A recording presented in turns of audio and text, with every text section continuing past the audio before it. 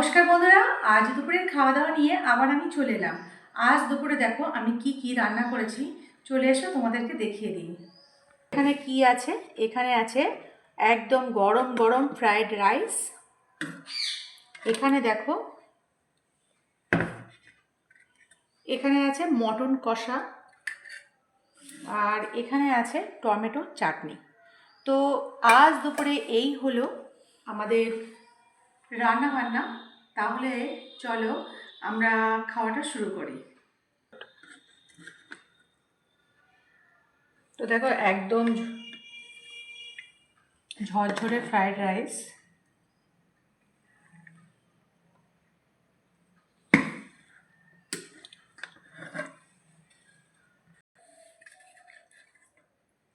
তো বন্ধুরা এখানে তো রাইস দিয়ে দিলাম, এবারে মটনটাকে দিয়ে দেব।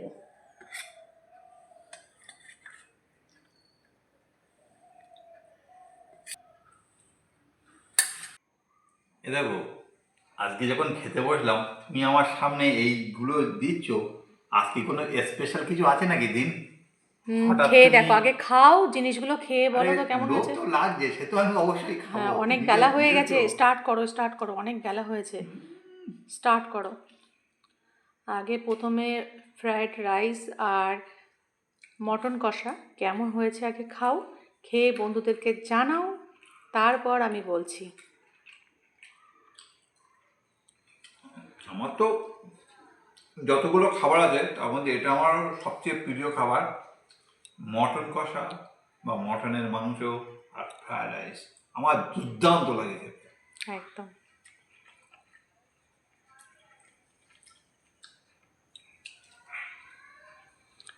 তো বন্ধুরা আজ দুপুরে কিন্তু কোনো রকম স্পেশাল কিছুই নেই। এমনি মনে হলো যে আজ একটু ফ্রায়েড রাইস করি, কারণ যেহেতু বাজার থেকে মটন নিয়ে এসেছিলো, তাই জন্য ভাবলাম যে একটু ফ্রায়েড রাইস করা যাক আর একটু মটন করা যাক, ওই জন্যই কিন্তু বানিয়েছি। স্পেশাল কোনো ব্যাপার নয় কিন্তু। রান্নাটা খুব ফাটাফাটি হয়েছে এবং স্বাদও দুর্দান্ত। মটন সাথে আর ফ্রাইড রাইসের যে অনবদ্য স্বাদ লাগছে আমার, বলে বোঝাতে পারছি না। আর তার সাথে তো আছে কাজু বাদাম। ফ্রায়েড রাইস বানাতে গেলে তো কাজু কিশমিশ তো দিতেই হবে।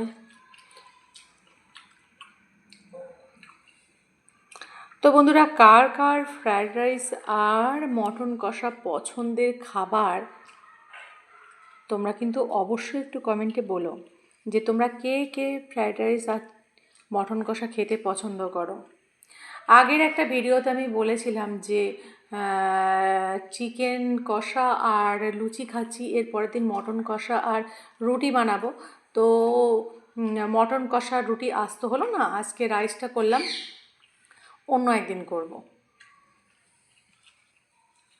ওটা কিন্তু করে খাওয়াতে হবে কিন্তু, মটন কষা রুটি একদম। আমি কিন্তু শুনবো না। আর তোমরা নিশ্চয়ই একটা জিনিস মিস করছো, সেটা আমার ছেলেকে, ওর কলেজে পরীক্ষা চলছে, ওই জন্য ও চলে গেছে, ওই জন্য আজকের ভিডিওতে তোমরা ওকে দেখতে পাবে না।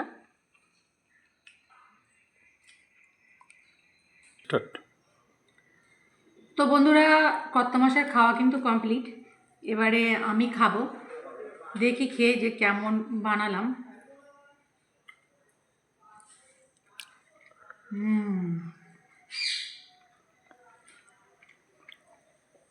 আলুটা তো দেখো কত সুন্দর সিদ্ধ হয়ে গেছে, আর এখানে মটন,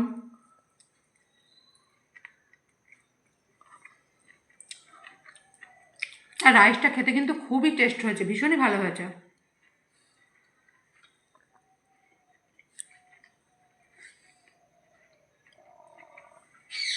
আমাদের পরিবারে শীতকাল পড়লেই কিন্তু ফ্রায়েড রাইস অনেকবারই হয়, আপনাদেরকে জানিয়েছি।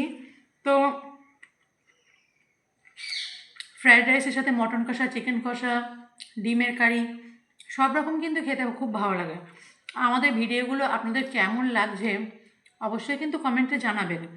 আর এই রকম গরম গরম রাইস আর মটন খেতে কার কার ভালো লাগে সেটাও কিন্তু একটু জানাবেন। দাঁড়ান একগাল খেয়ে নিই।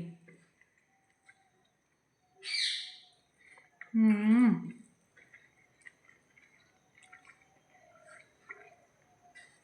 খুব সুন্দর হয়েছে, ভীষণ সুন্দর হয়েছে, এক কথায় দারুণ। তো আমাদের ভিডিওগুলো যদি ভালো লাগে একটা লাইক কমেন্ট আর শেয়ার করবেন, আর এইভাবে অনেকটা ভালোবাসা দিয়ে আমাদের পাশে থাকবেন। তাহলে আজকের মতো